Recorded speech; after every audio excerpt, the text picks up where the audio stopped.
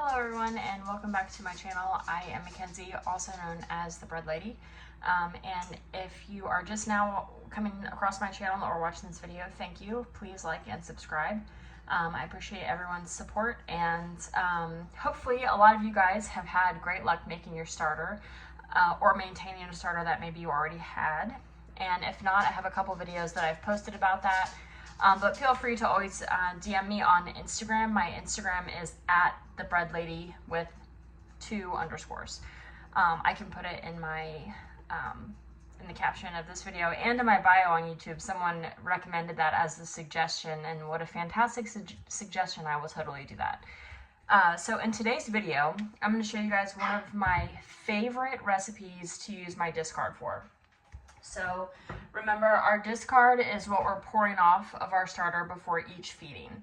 And when you have a mature starter, you can keep your discard for recipes. I love to have a little bit of discard on hand because I do like some recipes like this. So a couple years ago, probably around the time I started making bread, I tried to replace a lot of my pantry items with homemade items. So that's kind of how I got into making bread. I was like, I've already been like a farm to table. Like, I know where my meat comes from, my vegetables, fruit. I try to buy local or something that we've raised meat-wise. So I always try to buy local, and my main items, such as meat, vegetables, fruit, I always knew where they were coming from.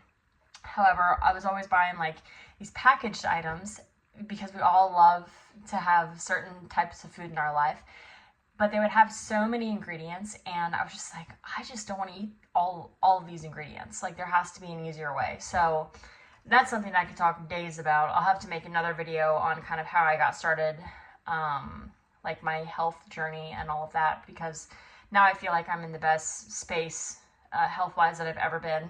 And I've kind of done all of the things like I feel like most of us have. So anyways, I was on this pantry replacing kick, and I was teaching myself how to make things from scratch that I could just replace. So I started making crackers. I am a huge granola fan. I love granola, but I eat granola on my yogurt. And the granola I was buying was like $7 for this little bag, but it had the least amount of ingredients and not a lot of seed, or it did not have seed oils in it. So I just kept buying it. And I was like, there has to be a granola recipe. And I don't exactly remember who I saw. It was on Instagram, but I saw a reel of someone making granola with sourdough discard. So I had been already making a granola recipe that I watched like 4 videos on TikTok, and then I just kind of like made my own. So what I'm going to show you recipe-wise, you can do this any way that you want. Like, you can add any other thing into your granola. This is just how I make mine. It's not that exciting. It's just like plain old granola, but I add stuff into my yogurt too. So it's like, it's not just I'm eating granola and yogurt. It's not this boring, I promise. But the granola is really good, and the sourdough discard helps give like those giant clusters that you just, if you're a cluster person in your granola, that's what the discard does. So I'm just going to show you a basic recipe. I will put it in the caption, the measurements that I'm using, and then you can add anything that you want. So I don't really add much into my granola. I literally just kind of season it with cinnamon. But people, or I in the past, have added dried fruit. You can add different types of nuts, everything. I just moved, so before I moved, I did like a pantry clean out. I just kind of made like a bunch of random meals. And now I don't really have that much, like I don't have any nuts, I don't have any dried fruit, I have nothing like that in my pantry. However, I do have oats, and I am going to add this flax chia coconut. I just bought this at our health food store the other day, and it sounded cool. It sounded like I would put it in my granola, or I'd top it on my yogurt. I'm also, I think I'm going to add some honeybee pollen. It's some local honeybee pollen, and there's a lot of benefits to that. I always recommend people do your own research. What I do might not work for you, and you might not want to do it. I just do it for allergy reasons. I live in Central Texas, and there's a lot of allergies here.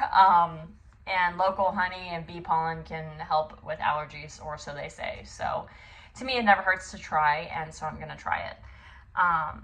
Okay, so I'm gonna get started. So I start with 2 cups of, I just use Quick Oats, and this is the brand that I use. It's called Mom's Best Cereals. I buy this at H-E-B, where I pretty much buy all of my groceries, besides at the local produce place called Little John's. I buy everything else at H-E-B.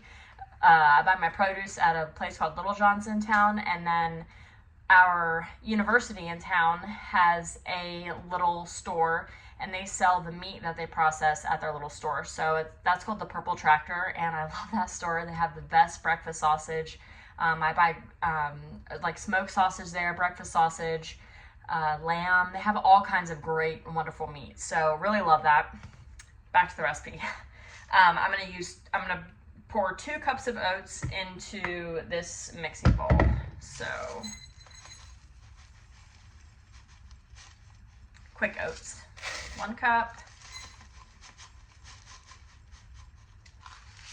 and 2 cups. All right, so I have 2 cups of oats in there, and I'll show you guys how much this recipe yields. I have like this little mason jar that I keep it in. So obviously if you're wanting a larger quantity, you could just double the recipe. And again, I'll put the recipe in the caption of this video. Next step is 1/4 cup of oil. I use coconut oil, but I've also used olive oil. Just be any neutral oil. And you just pour that right in the bowl of the oats, or with the oats. And I give it a mix. Sometimes you have to add a little bit more oil. But you just want to mix it up until all the oil is kind of like coated over the oats. So that way they can get crispy when you bake them. Okay, so I've mixed that around, and all my oats are just kind of like coated in that oil. All right. Next step, you add a sweetener of choice. I'm using agave syrup today. This is just something I had in my pantry and I need to use it, so I'm going to use it. Another type of sweetener you could use honey, you could use maple syrup, date syrup, and I guess anything else. I don't really know any other liquid sweeteners, but you can use agave, honey, or date syrup. And where's my measuring cup? So in the same measuring cup, I also do about 1/4-ish. I feel like that's pretty good for sweetener. About 1/4 cup. And then I mix it up again. Then there's not like a lot of added sugar into this, because another thing that I was seeing with all of the granola that I was buying, there was so much added sugar, and I was like, I don't want to eat all that. Okay, so I'm gonna have measurements for the rest, and if I was adding nuts, which sometimes I do add pecans or walnuts into this, I do like probably 1/4 cup total. Like I crush them up and then I just mix them in here. I've done dried fruit such as cranberries, cherries, I think I did mango one time, and I did dates. I will tell you that the dates got very, very, very hard when they were in the oven, but the cranberries have like a great texture, and I just use like the dried cranberries. I try to get them at the health food stores. They're not like coated in canola oil, but they're good in the granola. So if I was to add anything like that, I would add it now, but I don't have anything to add into it. I just need more granola. So now I'm gonna take this flax chia coconut mix. You could also just add like flaxseed on its own, or chia on its own, or coconut flakes, whatever you want to add, you can add that in here. I don't really measure this, but I'm going to say about 2 tablespoons. And I'm just going to eyeball it when I feel like it's evenly dispersed. Okay, that could have been a little bit more than 2 tablespoons, but I'm going to mix it up. And I might just add a little bit more when I'm just eyeballing things. Yeah, that looks good. when I'm just eyeballing certain things, I just mix it until I feel like it's even, and then I call it good.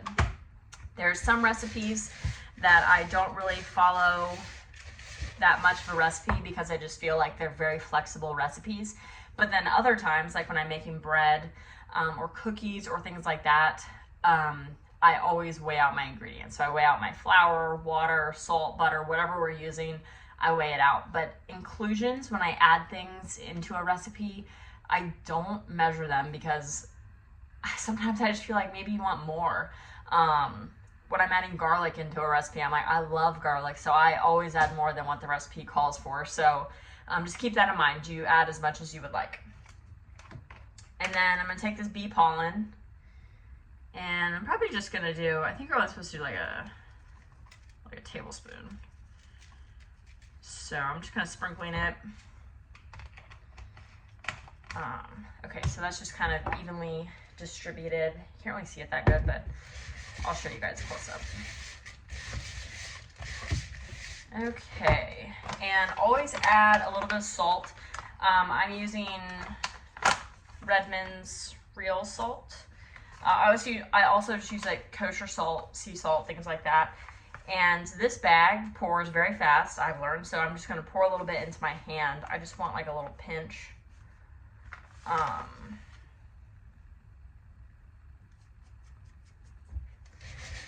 I used to always wonder why people added salt into anything that had sweetness, like cookies. I was like, I'm not adding salt into my cookies, and I'm gonna add a little bit more.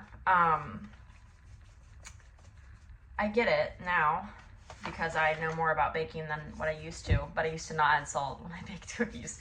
But I also only baked cookies like once a year, and now I understand the importance of having salt to balance out the sweet in what you're making. All right, so we've added coconut oil, or we've added our oats. We've added coconut oil or some sort of neutral oil to that. We've added a sweetener. I've added the flax coconut chia mix, and I've added the bee pollen. I'm gonna add some cinnamon because I love cinnamon. I don't measure cinnamon. That's one of the things I do not measure. I'm just gonna add a lot. I coat it. I buy so much cinnamon. All right, it's probably good. And once it's kind of like evenly distributed over the oats and smells very cinnamony, I'm gonna add a little bit more. I told y'all I love cinnamon. Okay, I feel like that's probably good.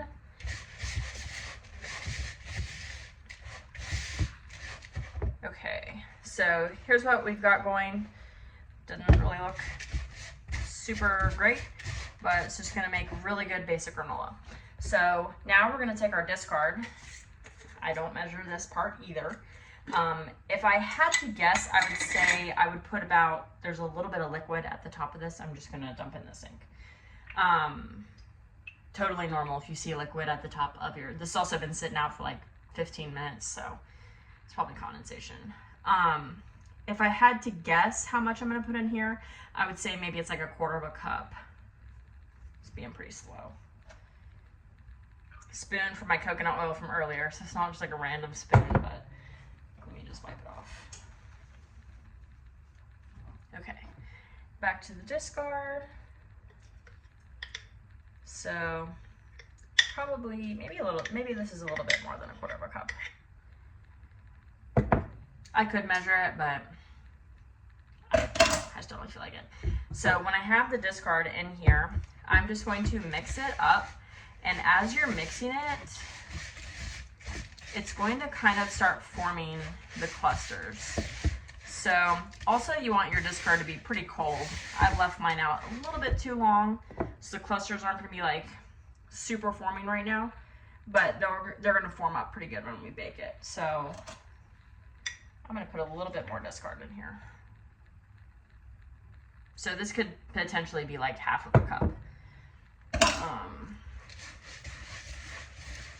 But when your discard's really cold, you'll see it kind of clumping up.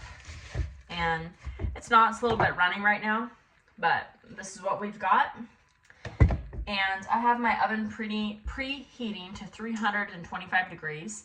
I am going to spread this granola flat on a cookie sheet with parchment paper, silicone, whatever you have, use it. So I'm going to spread this out. I'll show you guys what it looks like once it's spread out.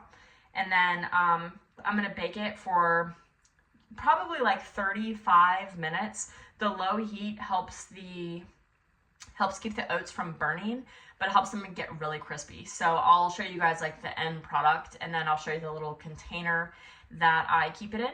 And then hopefully you guys are able to make this with your discard if you like granola. And if you add your twist to it, I hope you will put it in the comments so everyone else can get a better idea than the very basic plain granola. But this is a very good starting point for really great granola. So I'm going to spread this on the cookie sheet, and I'll show you guys what it looks like before I put it in the oven. Okay, all spread out on our cookie sheet, and here's what it looks like. And I'm about to bake it for 30 to 35 minutes at 325. And out of the oven, we have our final result. We have these, they're a little crispy. I forgot to set a timer. But we have these beautiful clusters of granola. It needs to cool off a little bit more, but there we have it. Okay, so we baked our granola. It's a little crispy looking, looks maybe a little unappetizing, but I promise it's so good. This is the jar that I put the granola in. It's a 36 ounce jar, like with the lid already on it. I got this at TJ Maxx. There's just a little bit of granola left in there. See how like not burnt that looks. But anyways, I hope you guys use the recipe and are able to make some granola and maybe add some cool things into it. I'd love if you put in the comments what you make with it.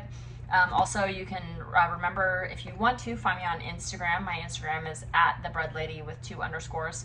And then like and subscribe if you haven't. And thank you guys all for watching and all the support. And can't wait to get the next video out.